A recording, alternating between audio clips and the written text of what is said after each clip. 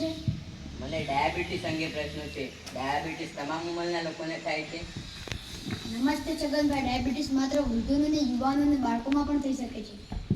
તો આ રોગ ઝડપથી ફેલાઈ જશે ને?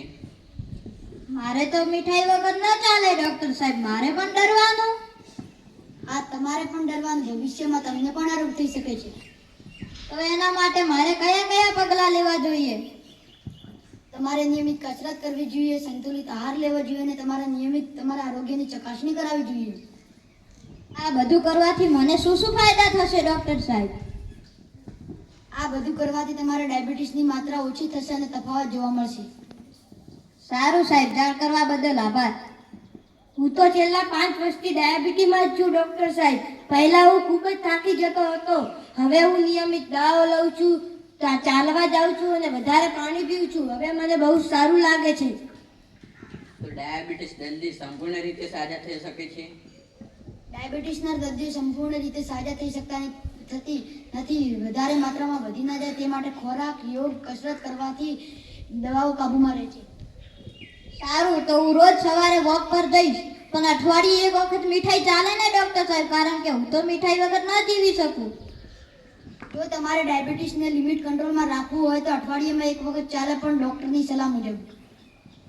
ડોક્ટર સાહેબ, મને ડાયાબિટીસ છે કે નહીં તપાસ કરશો?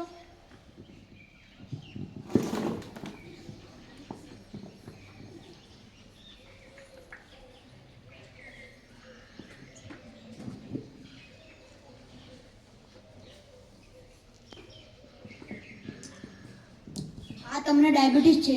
હું દિવસમાં જલેબી ખાઉં છું અને મીઠી મીઠી ચા પીવું છું. જો તમારે ડાયાબિટીસ મટાડવી હોય તો આ બધું છોડવું પડશે. હા, હવે પછી બંધ કરી દઈશ. ડૉક્ટર સાહેબ, આજે આપણે ડાયાબિટીસ વિશે ઘણી વાત કરી એ બદલ ધન્યવાદ. હવે આપણે ડાયાબિટીસથી જાગૃત રહેવું જોઈએ. છગનભાઈની વાત એકદમ સાચી. સાવચેતી એ જ સારવાર. ડાયાબિટીસથી ડરો નહીં અને તેને સમયસર કાબૂમાં લાવો. મીઠાઈ ઓછી ખાઓ અને જીવન મીઠું બનાવો. જીવનમાં નિયમિતતા અને સાવચેતી રાખશો તો ડાયાબિટીસ તમારું કશું પણ બગાડી શકશે નહીં. માત્ર દવાઓ નહીં, પણ સમયસર કસરત, યોગ, ખોરાક એ જ આપણી સુરક્ષા છે. મીઠું જીવન જીવવું હોય તો સુગર પર કાબુ રાખવો જરૂરી છે. આજની સાચવેતી કાલની સુરક્ષા.